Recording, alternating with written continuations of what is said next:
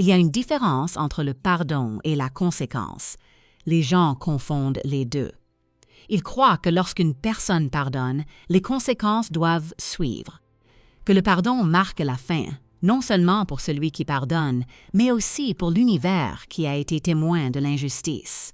Que lorsqu'on s'ouvre et qu'on laisse aller ce qui nous a été fait, le compte est clos.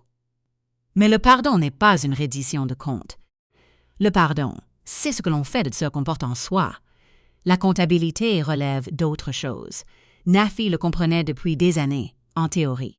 Son père, un homme de foi, le lui avait répété le soir, lors de leur discussion sur les sujets essentiels. L'imam le lui avait répété à la prière du vendredi. Elle l'avait compris comme un principe qui demeure en nous comme une connaissance, attendant le moment propice pour devenir autre chose qu'une simple connaissance. Ce moment est arrivé lorsqu'elle avait 32 ans, la nuit où Farida a incendié sa maison, pas au sens métaphorique, au sens propre. La maison que Nafi et son mari Oumar construisaient depuis 5 ans, la maison du quartier de Nongo à Conakry, la maison qui était censée être le centre de tout ce qu'ils construisaient, avait été incendiée alors qu'ils rendaient visite aux parents de Nafi à Ségou. Farida l'avait fait, non pas par rage, mais par calcul. Par le calcul froid et précis d'une femme qui avait décidé que si elle ne pouvait pas avoir Oumar, Nafi n'aurait pas la vie qu'elle avait construite avec lui. La maison avait brûlé. Nafi était revenue à Conakry pour n'y trouver que des murs et des cendres. Et puis, dans une histoire dont le quartier parlait depuis des années, elle avait pardonné à Farida. Non pas parce que le pardon était facile, non pas parce que ce que Farida avait fait était insignifiant, mais Nafi était le genre de femme qui comprenait que nourrir la haine est sa propre destruction, et elle n'allait pas se laisser détruire 2 fois. Elle avait pardonné. Et puis elle avait vu ce qui était arrivé à Farida, car le ciel n'avait pas pardonné si facilement, et le jugement du ciel, lorsqu'il est arrivé dans son intégralité. Nafi Baldé avait grandi à Conakry, dans le quartier de Dixon, dans une famille qui prenait la foi et l'éducation au sérieux, à parts égales. Son père, El Hadji Mamadou, était un érudit islamique discret, qui ne prêchait pas en public ni ne recherchait la reconnaissance, mais qui avait fait du Coran le guide de sa vie quotidienne. Une attitude qui transparaissait dans chacun de ses actes et de ses paroles. C'était un homme patient, doté de la patience particulière de celui qui croyait sincèrement que la justice triompherait et que le devoir du croyant était d'agir avec droiture, puis d'attendre. Sa mère, Mariama, était une femme d'affaires, spécialisée dans le tissu, la confection sur mesure, un commerce spécifique qui exigeait de comprendre les besoins des gens et de savoir y répondre. Elle était pragmatique à l'instar de son mari, homme de principe. Ensemble, ils avaient bâti un foyer où les idéaux se traduisaient concrètement et où les décisions pratiques étaient guidées par des valeurs morales. Nafi avait grandi à l'intérieur de cet endroit. Elle avait suivi une formation de décoratrice d'intérieur parce qu'elle avait toujours compris les espaces, ce qu'ils dégagent, ce qu'ils révèlent des gens qui y vivent, comment un environnement physique qui pouvait exprimer une vérité sur les vies qui le traversaient. Elle travaillait depuis 3 ans dans une agence de design à Conakry lorsqu'elle a rencontré Oumar. Oumar Diallo avait 30 ans lorsqu'ils se sont rencontrés. Il était ingénieur civil, un homme qui avait bâti les structures que Nafi percevrait ensuite comme des espaces. Une reconnaissance immédiate s'était instaurée entre eux, dépassant la simple affinité professionnelle, la reconnaissance de 2 personnes qui appréhendaient le monde à travers des prismes complémentaires et qui s'étaient trouvés. Il était aussi, et c'est dans ce contexte que tout ce qui a suivi est abordé, un homme confronté à une situation non résolue.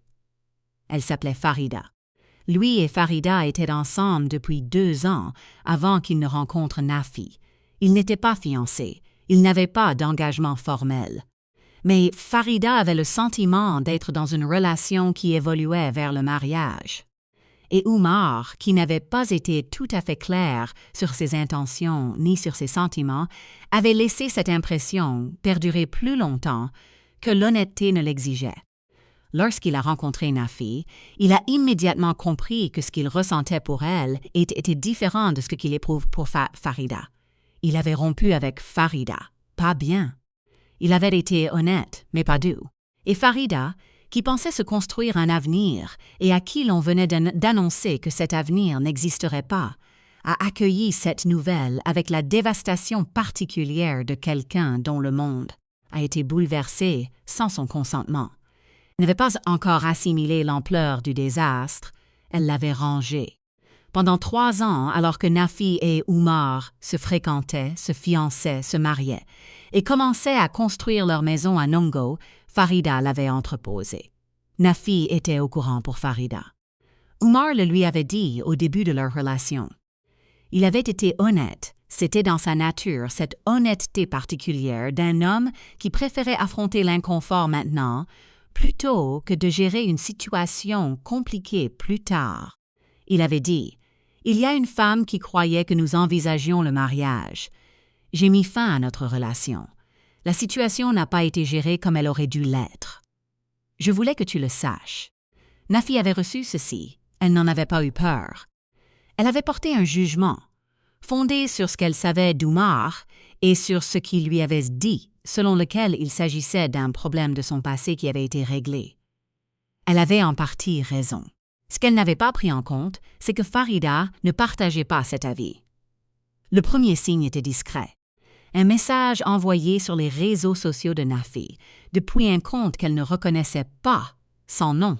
Un simple message qui disait « Tu te construis sur des fondations qui n'ont jamais été les tiennes. » Nafi l'avait montré à Oumar.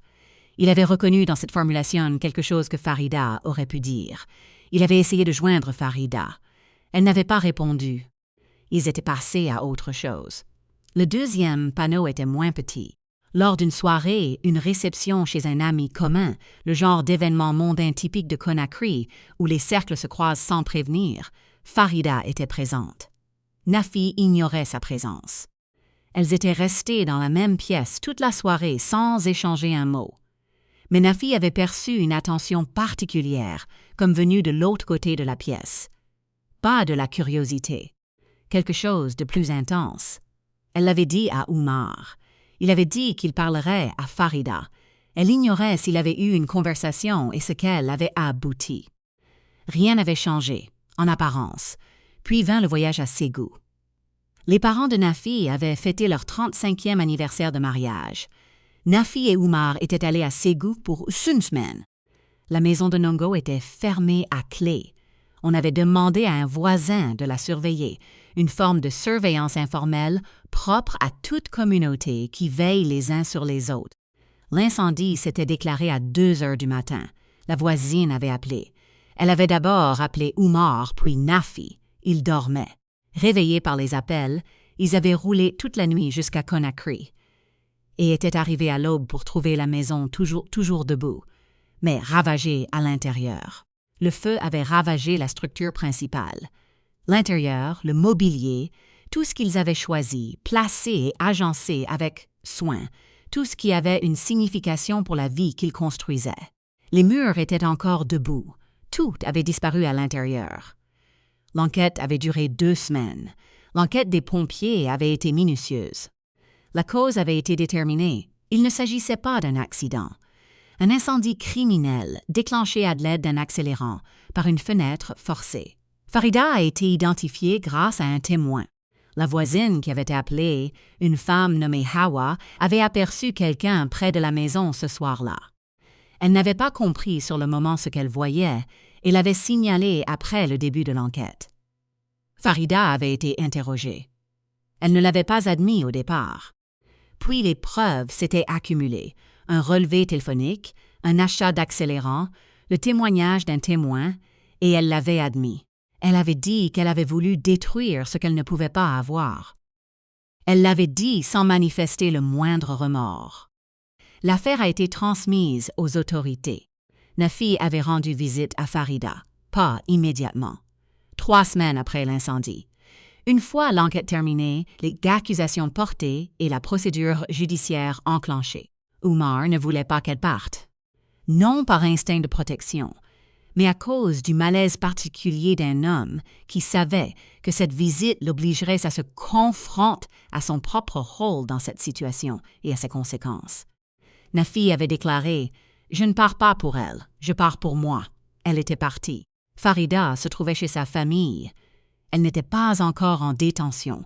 La procédure judiciaire n'en était qu'à ses débuts et elle avait été libérée en attendant les audiences.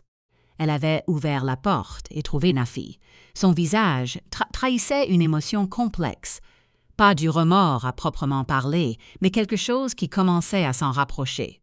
L'expression caractéristique de quelqu'un qui a agi sous le coup d'une rancune tenace et qui en subit désormais pleinement les conséquences.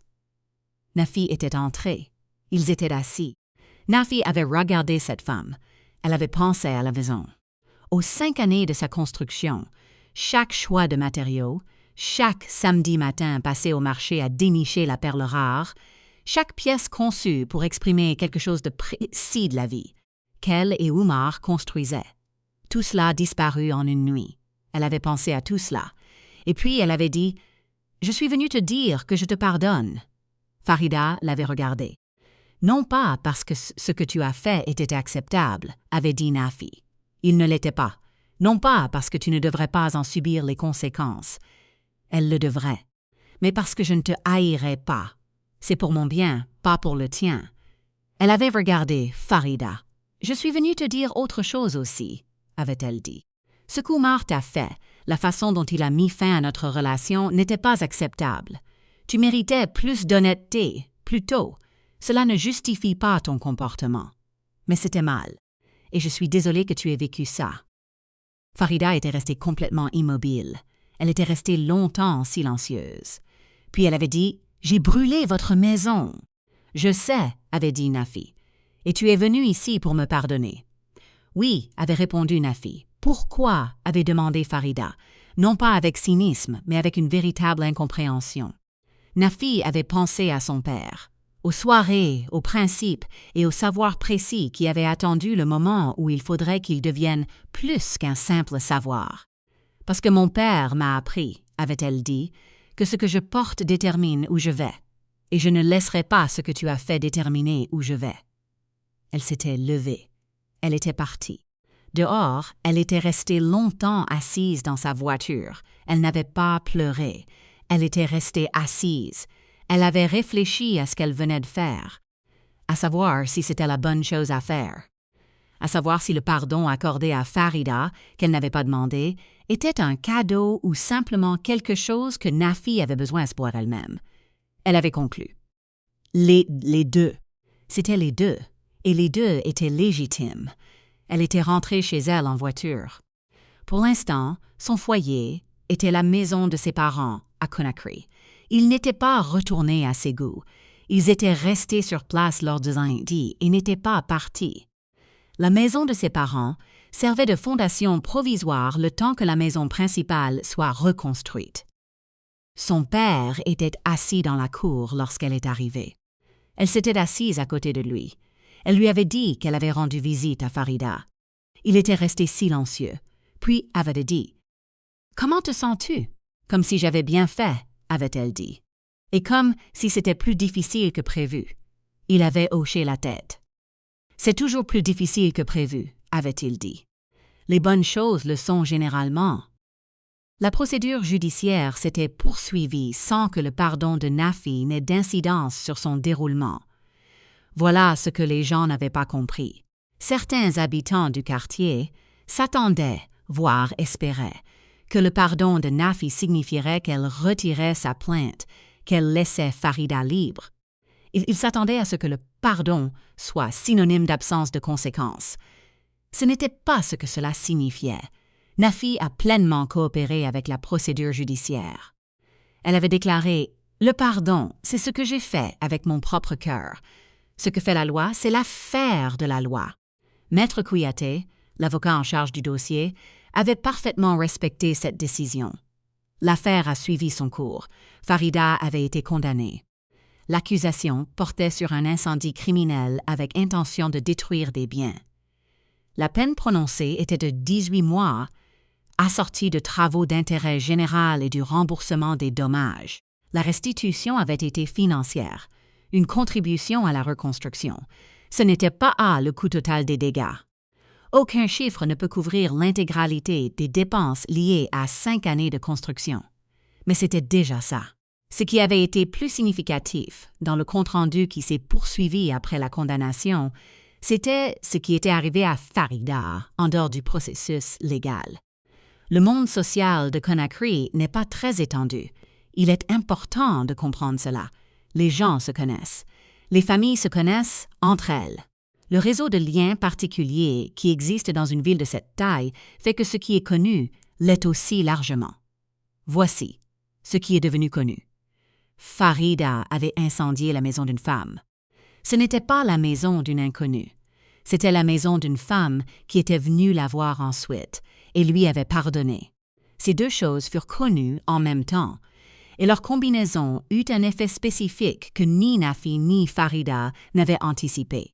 Farida était sortie de sa condamnation avec quelque chose que la condamnation n'avait pas imposé, le verdict de la communauté, ce qui était, à sa manière, plus significatif que la décision du tribunal. Farida avait essayé de reconstruire sa vie. Elle avait purgé sa peine. Les travaux d'intérêt général, les remboursements, l'exposition publique spécifique liée à la responsabilité de ses actes. Elle avait essayé d'aller de l'avant, mais dans le contexte social particulier de Conakry, passer à autre chose après avoir incendié la maison d'une autre femme. Une maison que cette femme vous avait ensuite pardonné d'avoir incendiée n'était pas une mince affaire. Elle avait perdu son poste dans l'entreprise pour laquelle elle travaillait. Elle avait eu du mal à en trouver une autre. Elle était retournée dans la maison familiale où elle vivait avant sa condamnation, mais la dynamique de cette maison avait changé. La famille avait été honteuse de ce qu'elle avait fait et ne s'en était pas encore remise.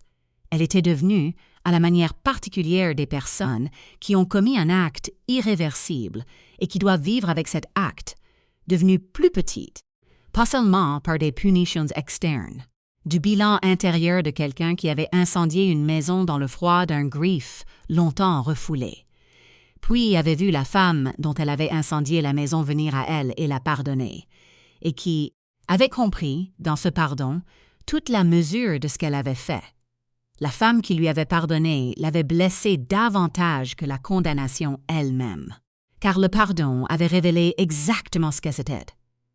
Oumar avait perçu l'incendie comme l'occasion précise du règlement de compte qu'il avait jusqu'alors évité.